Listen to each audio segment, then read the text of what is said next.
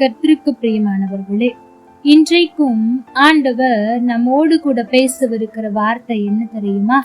உபாகமம் 10ஆம் அதிகாரம் 16ஆம் வசனம். ஆகையால் நீங்கள் இனி உங்கள் பிடரியை கடினப்படுத்தாமல் உங்கள் இருதயத்தின் நுனித்தோலை விருத்த சேதனம் பண்ணுங்கள். எனக்கு பிரியமான தேவச்சனமே, வசனம் சொல்லுகிறது, இதுவரை நீங்கள் உங்கள் இருதயத்தை கடினப்படுத்தினது போதும். அதாவது ஆண்டவர் எத்தனையோ வார்த்தைகளை பேசியும் எத்தனையோ காரியங்களை சொல்லியும் அதற்கு செவி கொடுக்காமல் தம்முடைய மன விருப்பத்தின்படி, நம்முடைய ஆசையின்படி, நம்முடைய இச்சையின்படி, நம்முடைய விருப்பத்தின்படி நடந்தது போதும். நம்முடைய இருதயத்தை ஆண்டவருக்கு ஒப்பு கொடுக்க வேண்டும் என்று அவர் விரும்புகிறார். இந்த மாதத்தில் 7 நாட்களை கடந்து விட்டோம். இந்த வருடத்தை இன்னும் சில மாதத்தில் கடக்க இருக்கிறோம். 1.5 மாதம் நாம் செய்ய வேண்டியது என்ன தெரியுமா?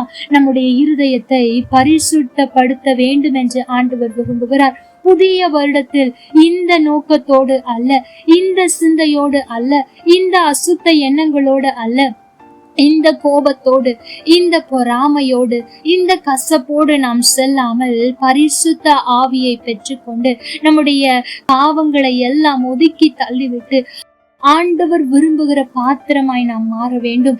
என்னுடைய இருதயம் தான், ஆனால் இது எனக்கு சொந்தமானது அல்ல. என்னுடைய இருதயம் என் தேவனுக்கு சொந்தமானது. நான் இனி கடினப்படுத்த மாட்டேன். அவர் என்ன சொல்லுகிறாரோ அதற்கு நேர்மாறாய் ஒரு சிறு காரியத்தை கூட இனி செய்யக்கூடாது என்று முதலாவது முடிவு செய்யுங்கள். 2வது அதற்காக ஜெபியுங்கள். இதற்கு முன் அதிகாரத்தை நீங்கள் வாசிப்பீர்கள் என்றால் மோசே திரும்ப சொல்லுகிற ஒரு காரியம் என்னவா இருக்கும் தெரியுமா? இரவும் பகலும் 40 நாள் நான் கர்த்தருடைய பாதத்தில் விழுந்து கிடந்தேன் என்பதுதான். இந்த மாதத்தின் கடைசி நாளில், இந்த வருஷத்தின் கடைசி நாட்களில் வந்துவிட்டோம். இருக்கிற இந்த கொஞ்ச நாட்களில் ஆண்டவருடைய பாதத்தில் விழுந்து கிடப்பீர்கள் என்றால் வருகிற வருடம் உங்களுக்கு முதல் நாளே ஆண்டவருடைய நாமத்தில் தீர்க்க தரிசனமாய் சொல்லுகிறேன், நீங்கள் உயர்வதற்காக எழும்புகிற நாளாய் இருக்கும் என்பதில் சந்தேகமில்லை.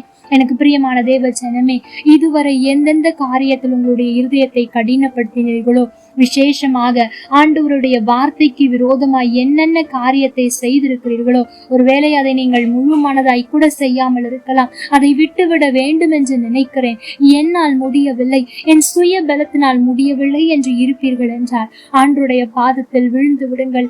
ஆண்டவரே, எனக்கு என்ன செய்வது என்று தெரியவில்லை, எனக்கு உதவி செய்யும் என்று ஜெபியுங்கள்.